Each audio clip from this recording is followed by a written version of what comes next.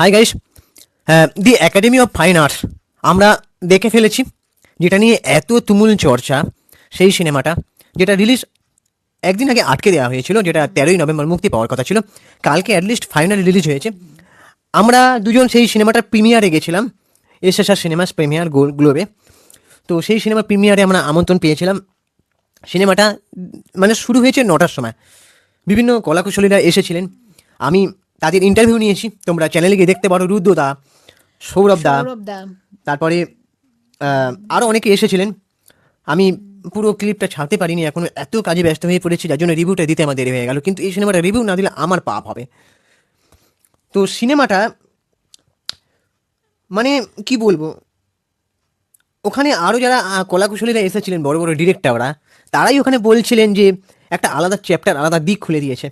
মানে যেরকমটা কালকে বলতে গেলে 3টে সিনেমা রিলিজ হয়েছে, কিন্তু আমরা কালকে 3টে সিনেমার প্রিমিয়ারে আমন্ত্রণ পেয়েছিলাম, বাট কোনটায় যাবো কনফিউজ ছিলাম। এবার সেই জন্য আমরা লাস্টে কি করলাম, দি একাডেমি অফ ফাইন আর্টস দেখতে গেলাম। কারণ ওইটার আমার ইন্টারেস্ট ছিল একটাই কারণে, যে স্টুডেন্টরা তারা অনেক কষ্ট করে খেটে নিজেদের পকেটের পয়সা খরচা করে বানিয়েছিল 4 বছর ধরে ঘটি বাটি বিক্রি করে বইটা বানিয়েছিল।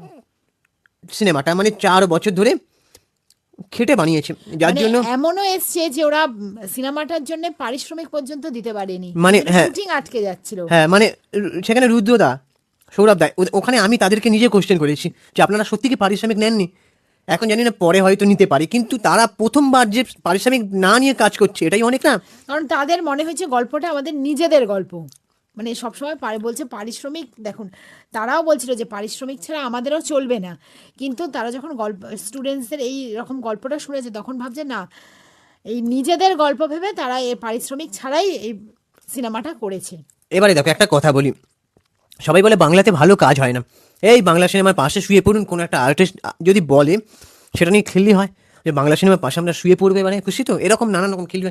কিন্তু এই সিনেমাটার পাশে দাঁড়াতে লাগবে না। সিনেমাটা সত্যি মানে মানুষকে একটা আলাদা এন্টারটেন করবে, একদম আলাদা ধরনের। পাল্প জনার সিনেমা, যেটা হলিউডে হয়, বিদেশে হয়, ঠিক আছে।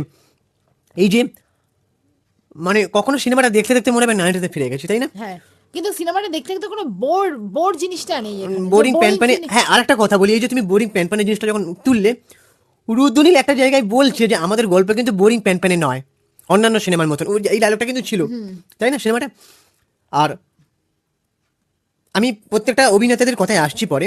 এই যে পাঁচ জনার সিনেমা, আমি যেটাকে বললাম, ডার্ক কমেডি আছে, ভায়োলেন্স আছে, আর অ্যাকশন আছে, একটু অ্যাডাল্ট সিনও আছে, বাট অ্যাডাল্টি আছে, স্ল্যাংস আছে, কিন্তু সেখানে স্ক্রিপ্টের দরকার অনুযায়ী। যেখানে একটা জায়গায় অমিত সাহা যে কি দুর্দান্ত পারফরমেন্স, ভাই লোকটার সব থেকে মন গড়া পারফরমেন্স সেই করেছে, মানে না হেসে পারছে না। তারও যে অ্যাডাল্টিস না, মানে আমি সেটা রিভিল করতে চাই না, তোমরা গিয়ে খালি দেখবে, মানে এন্টারটেন হবে। ওখানে আমি দেখেছি অনেক আমাদের থেকে অনেক সিনিয়ররা কিন্তু গেছিলেন, ঠিক আছে, তারা পর্যন্ত হাততালি দিচ্ছেন সব সিনেমা দেখে। আজকালকার সিনেমা কন্টেন্ট দেখতে আর বয়স লাগে না ভাই, ঠিক আছে। আমরা যেটা উপভোগ করবো দরকার অনুযায়ী, আমরা বলি না। কিন্তু এই সিনেমাটা 18+ দের দেখা উচিত, হ্যাঁ, মানে এটা 18+, 18+, হ্যাঁ যাই হোক। ছাড়া দেখাটা ঠিক নয়। এবারে এই সিনেমাটা ওই যে বলে না যে এই অমুকের বাচ্চা, এই যে গালাগালি রুদ্রদা দিচ্ছে অমিত শাহকে, এই দেখ এর বাচ্চাটা, খালি আমি সেটা রিভিল করছি না, এখন কাউকে বলো না। না, এই জায়গাটা তোমরা বেশ হাততালি দেবে, হাসি পাবেই তোমাদের। আর আমি একটা জায়গায় প্রিমিয়ারে দেখছিলাম যে কয়েকজন সিট না পেয়ে নিচে বসে তারা সিনেমাটা দেখছে। মানে আমার মনে হলো তারা স্টুডেন্ট যারা বানিয়েছে, শুধু তো জয়াব্রত দাস একা বানায়নি, জয়াব্রত দাস তার যে টিম ছিল, যে স্টুডেন্টরা দিনের পর দিন খেটেছে, তারা কিন্তু সিনেমাটা মাটিতে বসে দেখছে, তাদের কাছে কোনো ব্যাপার নয়। তারা যে দেখছে যে তাদের কাজটা, প্রজেক্টটা বড় পর্দার মাধ্যমে, বড় স্ক্রিনের মাধ্যমে দেখছে লোকে। আচ্ছা, এবারে এই যে এখানে রুদ্রনীল, সৌরভ দাসকে তোমরা দেখবে এখানে গুরু গম্ভীর চরিত্রে, মানে একদম সিরিয়াস চরিত্রে, মানে হাসি নেই। মানে অবাক লাগবে সৌরভ দাসকে দেখে, মানে চোখ সারাতে পারবে না, তার যে মানে সিরিয়াস মুখটা, ওরকম সৌরভ দাসকে তোমরা দেখোনি। যাই হোক, আর রুদ্রদা, মানে তার একটা মানে কি বলবো, আমি বলতে চাইছি না, রিভিল করতে চাই না। ঋষভ আর রাহুল, মানে পায়েল, আর সবাই বলছে নাকি একটা ডগি স্টাইল আছে পায়েলের। যাই হোক, আমি সেটা নিয়ে কিছু বলতে চাই না, তোমরা দেখবে, ওখানে না অনেকে কমেন্ট করছে এরকম। যাই হোক, আর ওখানে ভিলেন হয়েছে আমাদের সুদীপ দা। না দেখো এসব কিছু বলো না। যাই হোক, মানে পুরো মানুষ দেখুক আগে, তারা সবাই বুঝতে পারবে। আর আরেকটা কথা বলি, এই যে পাঁচ জনের ফিল্মটা, বাংলার কিছু পুরানো গান, পুরানো এখানে টেনে আনা হয়েছে, যেভাবে ইউজ করা হয়েছে, তারপরে অমিতাভ বচ্চনের রেফারেন্স টানা হয়েছে কখনো কোনো কোনো জায়গায়, যেভাবে মানে দর্শকরা, দেখো আমাদের এখানে দর্শকরা স্মার্ট, তাই তাদের কাছে এই সিনেমার ভাষাটা বুঝতে কঠিন হবে না আশা করি, কারণ এখন সবাই স্মার্ট, এখন একটা ইশারা করলেই বুঝে যাচ্ছে কী বলতে চাইছে, তাই না? তো আমি জানি এই সিনেমাটা দেখতে গেলে অনেক স্মার্ট দর্শক দরকার, কিন্তু সবাই এখনকার যুগে স্মার্ট, যারা এত ফোন ঘাঁটছে সব কিছু বুঝে যাচ্ছে, তাদের কাছে এই সিনেমার ভাষা স্পষ্ট হবে না আমার তো মনে হয় না। তো এই কাজটাকে সাপোর্ট করা দরকার, একটা অন্য চ্যাপ্টার খুলে দিয়েছে, অন্য দিক খুলে দিয়েছে। আর আমি এখানে একটা কথা অ্যাড করতে চাই ভীষণভাবে, বলা হয় যে আমাদের বাংলা মানে কোনো ভালো স্ক্রিপ্ট রাইটার নেই, কে বলেছে ভাই? আমি এইসব বড় বড় ডিরেক্টর, বড় বড় হিরোদের বলতে চাই উদ্দেশ্য করে ডাইরেক্ট, তোমরা চান্স দিয়েছো? তোমাদের দরজায় দরজায় ঘুরে বেড়ায়, তোমাদের বাড়ির দরজার কাছে ওয়েট করে, সিকিউরিটি ঢুকতে দেয় না। বড় বড় স্ক্রিপ্ট রাইটাররা, বড় বড় স্ক্রিপ্ট রাইটার নয় সরি, আমাদের মতন সাধারণ স্ক্রিপ্ট রাইটাররা স্ক্রিপ্ট লিখে দরজায় দরজায় ঘুরে, যে একটা কখন বড় প্রযোজক আমাকে চান্স দেবে। আজকালকার যুগে কিছু নায়ক যখন বড় প্রযোজক তাদের দরজায় দরজায় ঘুরে, তাদের কাছে কখন একবার যাবে যে না, কখনো দেবদা, কখনো জিৎদা, কখনো বুম্বাদা, বড় বড় যারা আছে তাদের সঙ্গে শুধু একবার জাস্ট দেখা করার চেষ্টা করে যে না, আমি তাদের কাছে স্ক্রিপ্টটা নিয়ে কীভাবে পৌঁছাবো। তোমরা চান্স দিয়েছো, কজনকে চান্স দিয়েছো ভাই?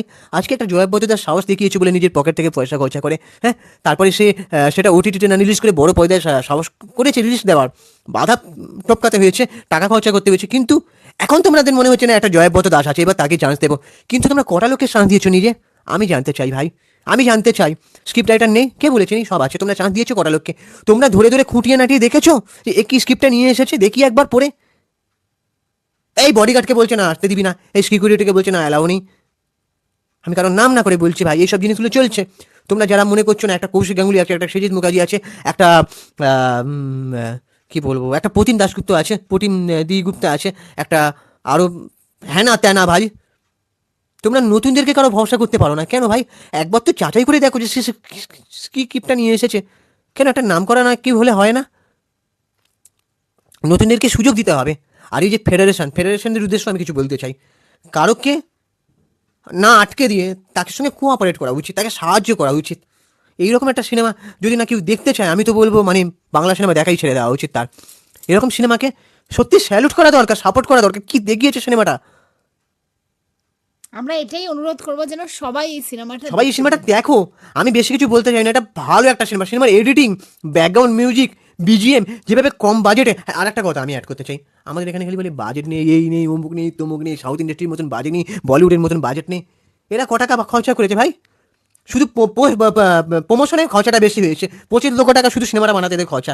তাও শুটিং শেষ করে এডিটিং করতে হচ্ছে, তখন মনে হচ্ছে না এইটা তো করা হয়নি আলাদা করে, তখন তাদের একটু খরচাটা বেশি হয়েছে। তাও বেশিরভাগ প্রমোশনে বেশি খরচা হয়ে গেছে। এরা করে দেখায়নি, বাজেট নেই, অমুক নেই, তমুক নেই। সত্যজিৎ রায় একটা পথে পাঁচালি বানিয়েছে ভাই, নিজে একটা ইন্ডিপেন্ডেন্ট ভাবে বানিয়েছে। তার বাজেট কত ছিল? আমাদের এখানে কি আছে কি নেই সেসব নিয়ে কথা না বলে না, নিজেদের দোষটা আগে দেখো। নাচতে না জানলে উঠোন ব্যাকা। আজকে বাংলা ইন্ডাস্ট্রির চোখে আঙুল গুঁজে দেখিয়ে দিল এই সিনেমাটা, যে চাইলে অনেক কিছু করা যায় ভাই, অনেক কিছু করা যায়। একটা জয়াব্রত দাস, কম বয়সী ছেলে, আমাদের থেকে ছোট স্টুডেন্ট, তারা কি সাহসটা না দেখালো। জানি অনেক বাধা টপকাতে হয়েছে। আমি বলবি সিনেমাটা এসে দেখো হলে গিয়ে। আমরাও অনুরোধ করছি যাদের 18+ এবং যাদের হার্ট খুব শক্ত, তারা অবশ্যই বইটা দেখো আর এখনকার সিনেমাটা দেখো। আর নিশ্চয়ই এখনকার বলে দিতে হবে না যে আমাদের দর্শক এখন খুব স্মার্ট, একটুতেই তারা বুঝে যাবে। আশা করি গল্পটা সবার কাছে খুব ভালো লাগবে, এন্টারটেইন হবে। আমাদের ভীষণ ভালো লেগেছে। অনুরোধ করবো প্লিজ এই সিনেমাটাকে এগিয়ে নিয়ে চলো। আর আমরা আরও একবার দেখতে চাই এই সিনেমাটা, আমাদের ইচ্ছা আছে। যাই হোক, আজকে ভিডিওটা এখানেই শেষ করছি। তোমরা প্লিজ চ্যানেলটাকে সাবস্ক্রাইব করে দাও আর বেল আইকনটা প্রেস করে দাও, নোটিফিকেশন অন করে রাখো। আমি ইনস্টাগ্রামে রয়েছি চিঙ্কি বাবু 2531, তোমারটা? আর আমার ইনস্টা আইডি পৌশালী.das31। আমাদের কাপেল ইনস্টাগ্রাম আইডি হচ্ছে সুপ্রিয় পৌশালী, তোমরা ওখানে গিয়ে ফলো করে দাও। টাটা, দেখা হচ্ছে পরে ভিডিওতে। ততক্ষণে নিজের শরীরে খেয়াল রাখো, সুস্থ থাকো, ভালো থাকো, আর আমাদের ভিডিও দেখতে থাকো। টাটা।